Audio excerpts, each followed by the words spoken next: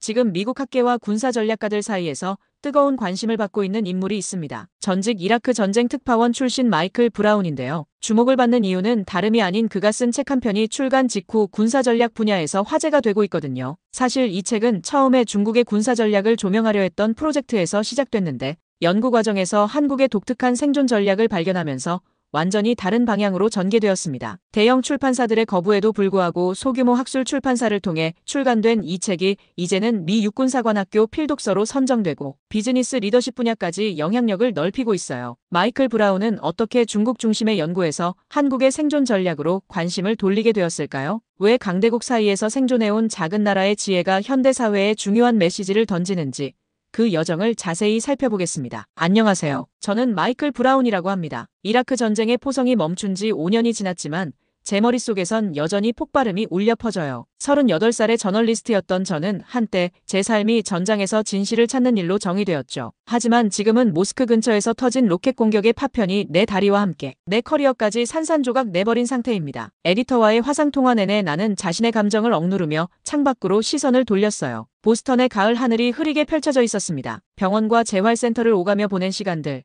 그 사이사이 악몽처럼 찾아오는 이라크의 기억들, 고요한 밤에도 귀에 들리는 총성, 절대 씻겨나가지 않는 피냄새. PTSD는 전장에서 가져온 보이지 않는 상처죠. 마이클, 이 다큐 기획안은 정말 훌륭해요. 하지만 에디터의 목소리가 잠시 머뭇거렸습니다. 화상통화 너머로 그의 표정이 불편하게 일그러지는 걸 볼 수 있었어요. 솔직히 말해서 당신의 현재 상태가 현장 취재를 감당할 수 있을지 우려됩니다. 통화가 끝난 후 분노와 좌절감이 내 속에서 폭발했어요. 벽을 향해 소리 지르고 싶었지만 대신 깊은 한숨만 내쉬었습니다. 한때 전쟁 특파원으로 이름을 날렸던 내가 이제는 편집장의 동정 어린 시선을 받는 처지가 되었죠. 내 인생이 이렇게 무너져 내리는 동안 나를 구한 것은 역설적으로 역사책이었습니다. 거실 한쪽 벽면을 가득 채운 책장에서 내 시선은 중국 역사와 전쟁 전략에 관한 책들로 자연스럽게 향했어요. 예전에는 그저 배경 지식을 쌓기 위해 읽었던 책들이 이제는 내 존재의 이유가 되었습니다. 재활 과정에서 시작한 역사 공부는 내게 새로운 목적을 주었죠. 특히 중국의 전쟁 전략, 손자병법에 완전히 매료되었어요. 전쟁에서 이기는 최고의 방법은 싸우지 않는 것이다. 이 구절은 내가 목격한 현대전의 참혹함과 묘하게 공명했습니다. 손자의 지혜는 2500년이 지난 지금도 여전히 빛나고 있었어요. 서구의 클라우제비츠와 같은 전략가들이 적의 섬멸을 강조할 때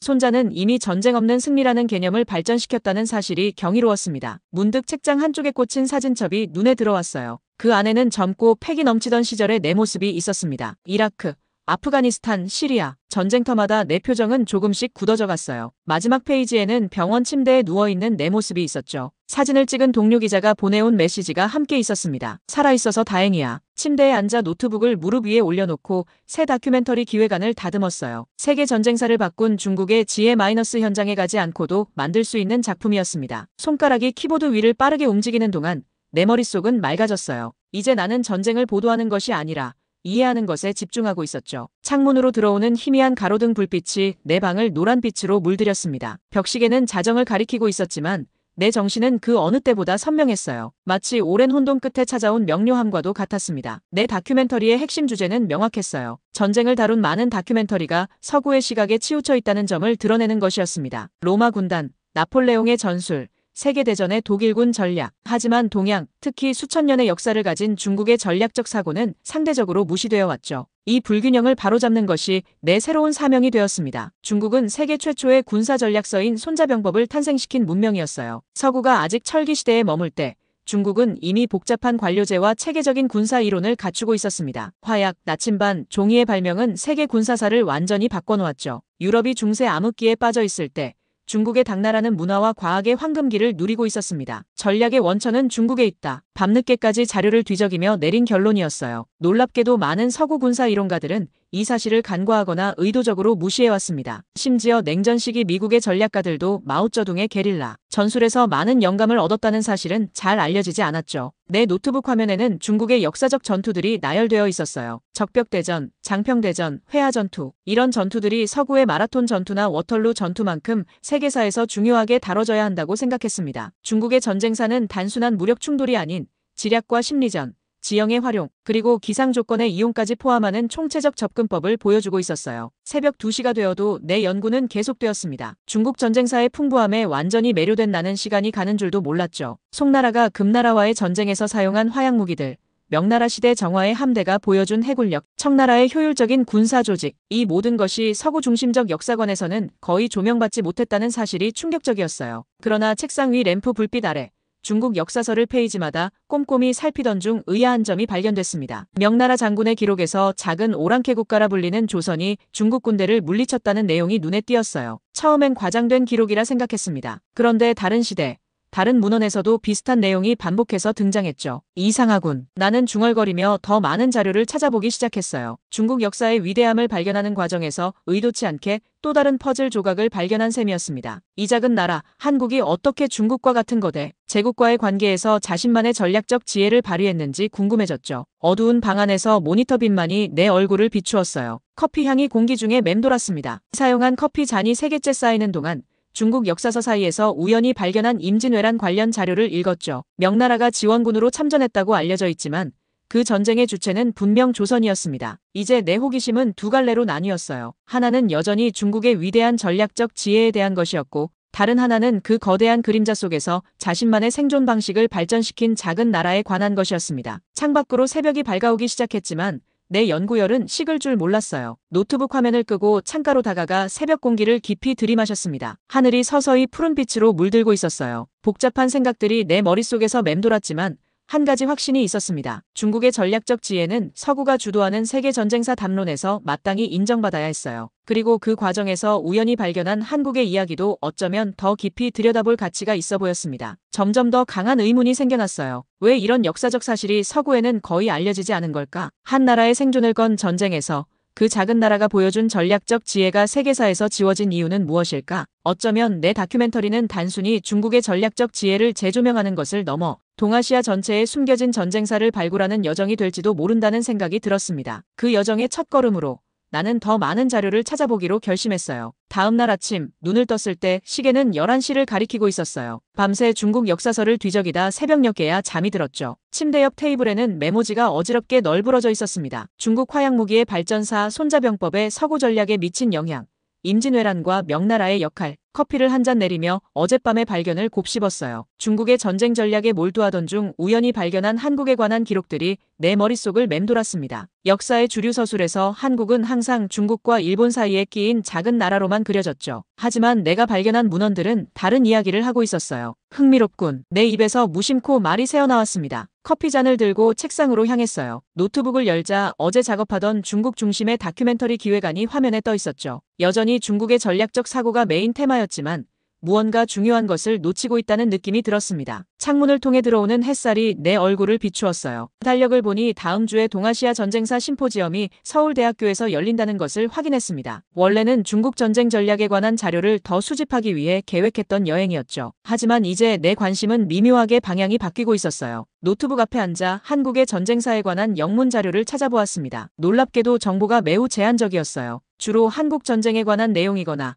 임진왜란도 일본과 중국의 관점에서 서술된 것들 뿐이었죠. 한국의 독자적인 군사 전략에 대한 연구는 거의 찾아볼 수 없었습니다. 역사적 기록의 이런 불균형은 저널리스트로서 내 호기심을 자극했어요. 과연 내 눈이 모니터에 고정되었습니다. 일본 군사 역사가의 논문 한 페이지가 화면에 띄워져 있었어요. 그 논문에서 저자는 메이지 시대 일본 장성들이 한국의 전술과 전략을 깊이 연구했다고 주장하고 있었죠. 놀랍게도 그들은 한국의 전략을 단순히 중국 전략의 아류가 아닌 독자적인 생존의 지혜로 분석하고 있었습니다. 다리의 통증이 다시 찾아왔어요. 진통제를 삼키며 잠시 휴식을 취했습니다. 창밖으로 보이는 가을 풍경을 바라보며 생각에 잠겼죠. 이라크에서의 경험은 나에게 전쟁의 잔혹함을 가르쳐 주었어요. 그런데 어떤 작은 나라가 수천 년 동안 강대국들 사이에서 살아남았다면 그들만의 독특한 전략이 있었을 것입니다. 오후 내내 나는 더 많은 자료를 찾아 헤맸어요. 중국 문헌에서 작은 오랑캐라 불리던 한국이 실제로는 놀라운 군사적 성과를 이룬 사례들을 하나둘 발견했습니다. 고려시대 몽골의 침략을 막아낸 방어 전략,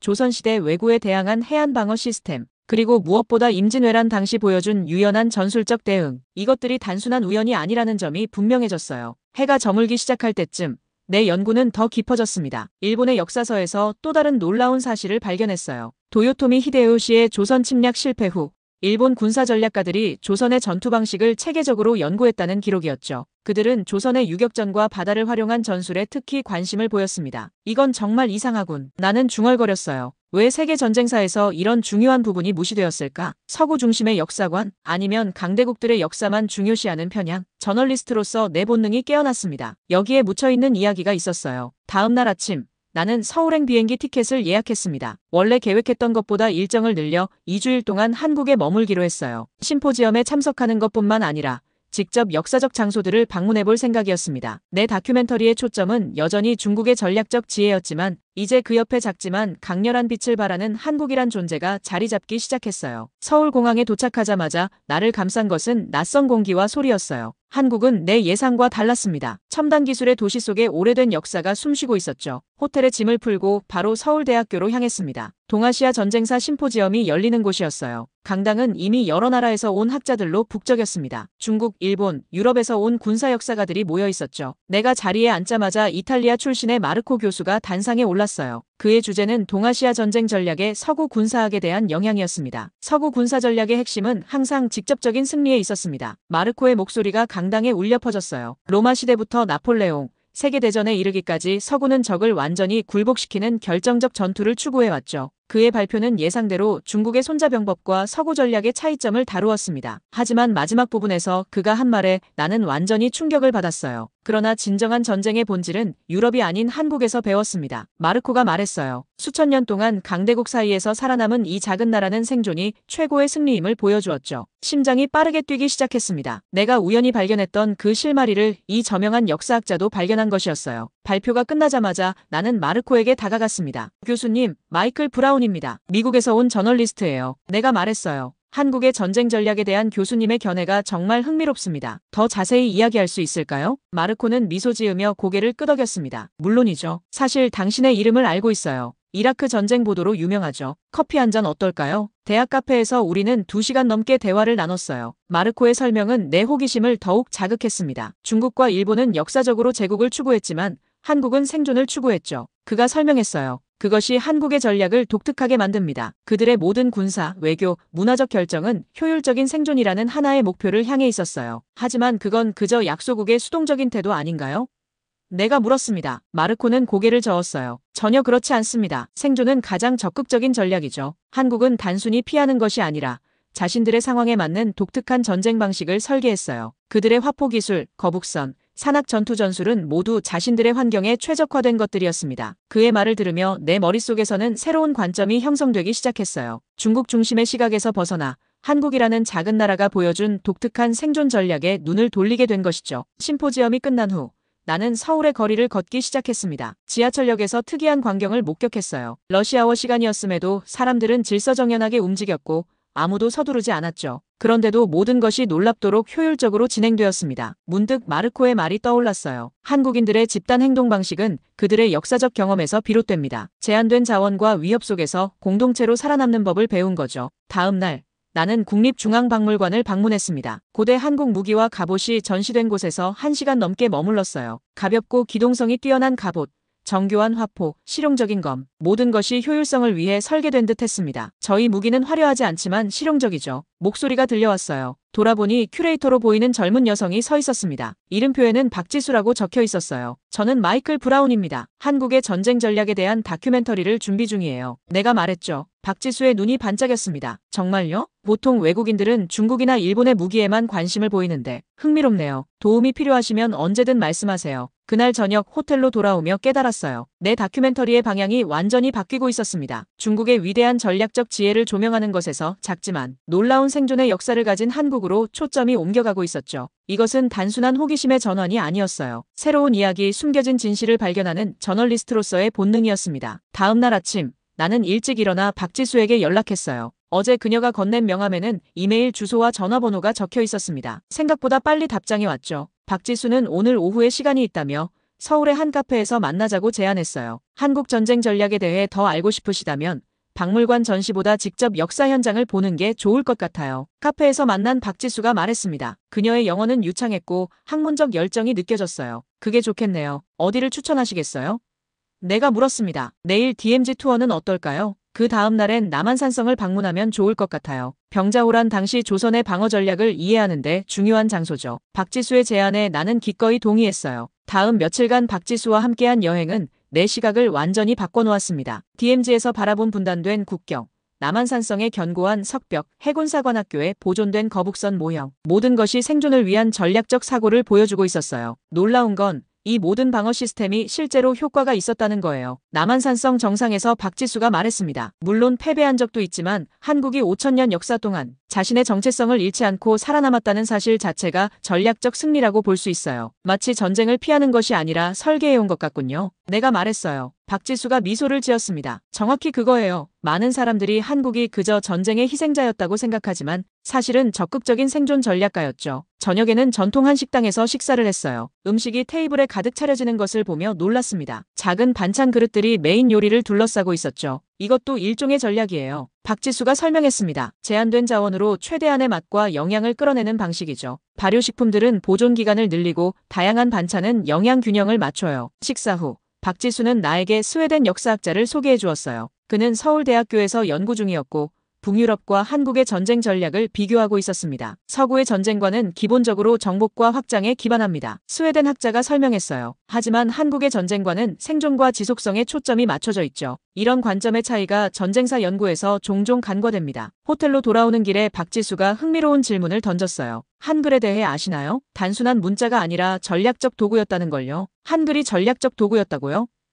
내 질문에 박지수는 미소를 지었어요. 그녀의 설명은 내 다큐멘터리의 방향을 완전히 바꿔놓을 만큼 충격적이었습니다. 다음 날 아침, 우리는 국립한글박물관으로 향했어요. 맑은 가을 하늘 아래 현대적인 건물이 우리를 맞이했습니다. 박물관 내부로 들어서자 한글의 창제 과정을 보여주는 전시물들이 눈에 들어왔죠. 박지수의 설명을 들으며 나는 점점 더 깊은 생각에 빠져들었습니다. 한글은 단순한 문자 체계가 아니었어요. 15세기 세종대왕이 만든 이 문자는 중국의 한자에 의존하던 당시 상황에서 벗어나기 위한 전략적 선택이었습니다. 한자는 엘리트만 배울 수 있었고 그것은 지식과 권력의 독점을 의미했죠. 하지만 한글은 누구나 쉽게 배울 수 있도록 과학적으로 설계되었어요. 문자가 어떻게 전략적 도구가 될 수 있는지 생각해보세요. 박지수가 말했습니다. 문자는 정보와 지식의 전달 수단이고 그것을 통제하는 자가 권력을 갖게 됩니다. 한글의 창제는 지식 민주화의 혁명이었어요. 전시실을 천천히 걸으며 나는 한글이 어떻게 외부 위협에 대항한 문화적 방어막 역할을 했는지 이해하기 시작했습니다. 중국의 문화적 영향력에서 벗어나 독자적인 정체성을 구축하는 도구였던 거죠. 더 놀라운 것은 일제강점기 때 한글이 어떻게 민족 정체성을 지키는 수단이 되었는지에 관한 전시였어요. 박물관을 나오며 내 머릿속은 복잡한 생각으로 가득 찼습니다. 군사적 전략만이 아니라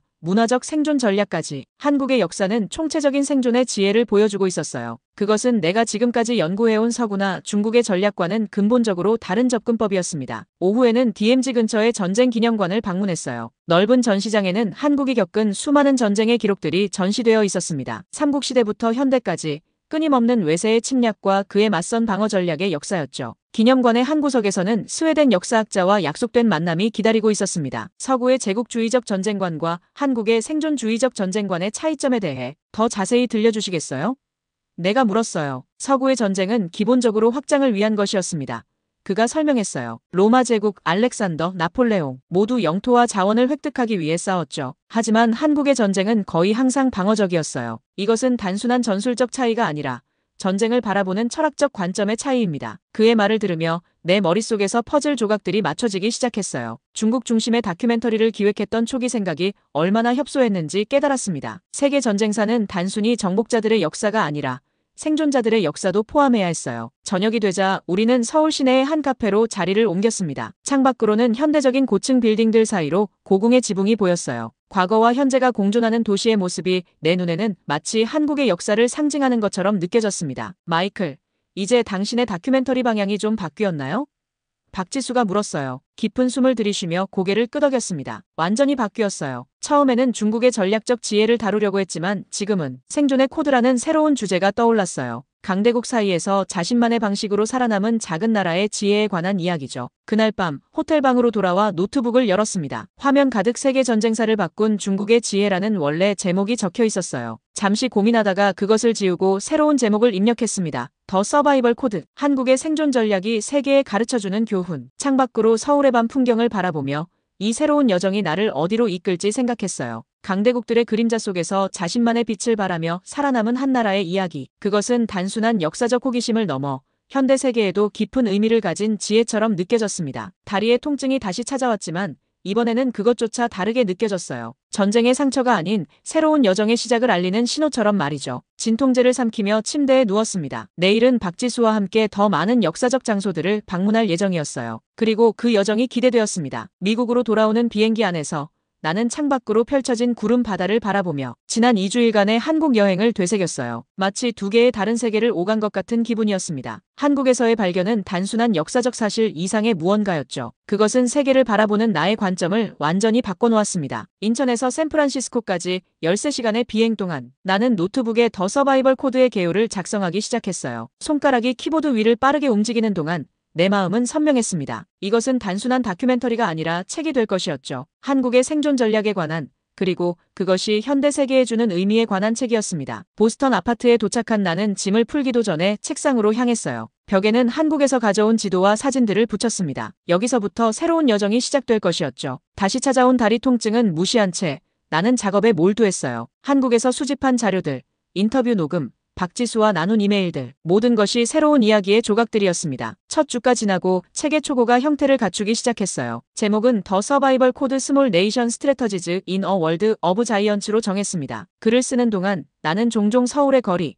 남한산성의 석벽, 박물관의 유물들을 떠올렸어요. 그리고 무엇보다 박지수의 열정적인 설명이 내 귓가에 맴돌았습니다. 한 달 뒤 초고를 들고 내 에이전트를 만났어요. 그녀의 표정에서 이미 반응을 읽을 수 있었습니다. 그것은 흥미롭지만 출판하기 어려운 주제였죠. 마이클, 솔직히 말해서 그녀가 망설이며 말했어요. 이건 마이너한 역사예요. 출판사들은 중국이나 일본에 관한 책은 관심을 보이겠지만 한국, 그게 누구에게 중요할까요? 그녀의 말은 예상했던 것이었지만 여전히 가슴을 찔렀습니다. 대형 출판사 5곳에 원고를 보냈지만 모두 거절당했어요. 반응은 비슷했습니다. 흥미롭지만 시장성이 없다. 한국은 마이너한 역사일 뿐.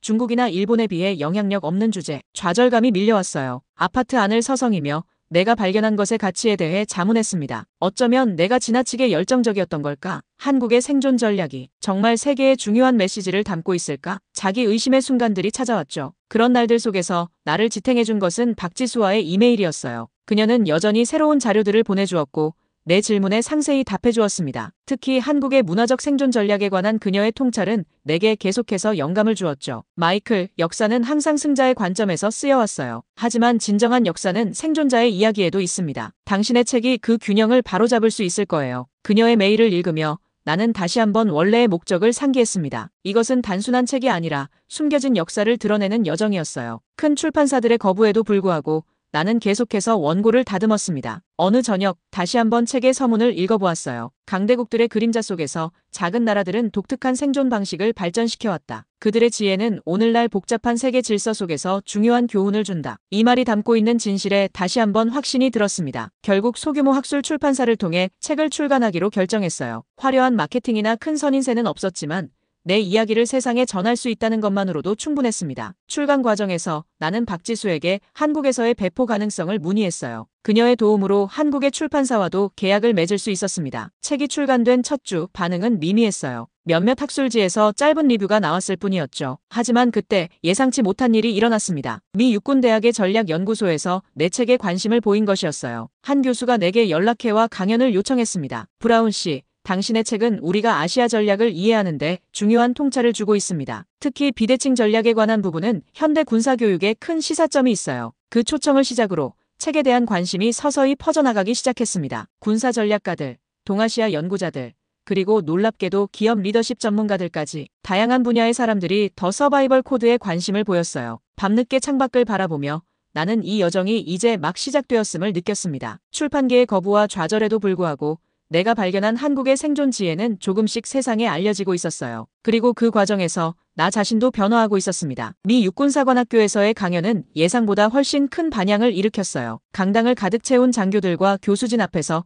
나는 한국의 생존 전략이 현대 군사교리에 주는 시사점에 대해 열정적으로 이야기했습니다. 강연이 끝난 후 쏟아진 질문들은 이 주제가 단순한 역사적 호기심을 넘어선다는 증거였죠. 미스터 브라운, 당신의 책이 웨스트포인트 전략과정 필독서 목록에 추가될 예정입니다. 군사학 교수의 말에 나는 깊은 감동을 느꼈어요. 이것은 시작에 불과했습니다. 한 달 뒤 NPR의 인터뷰 요청이 왔고 이어서 CNN에서도 연락이 왔어요. 학술서적으로 시작한 더 서바이벌 코드가 점차 주류 담론으로 진입하고 있었습니다. 특히 비즈니스 분야에서 관심이 높았어요. 강대국들 사이에서 중소기업들이 어떻게 생존하고 번영할 수 있는지에 대한 메타포로 내 책이 활용되기 시작했죠. 박지수와는 계속해서 이메일을 주고받았습니다. 한국에서도 내 책이 번역되어 출간되었고 소규모 학술서적으로는 이례적인 성공을 거두었다는 소식이었어요. 그녀의 도움 없이는 불가능했을 여정이었습니다. 마이클, 한국 정부에서 당신을 공식 초청하고 싶어 해요. 한국전략 포럼의 기조연설자로요. 이 메일을 받았을 때 내 심장이 빠르게 뛰었습니다. 서울로 다시 돌아온 날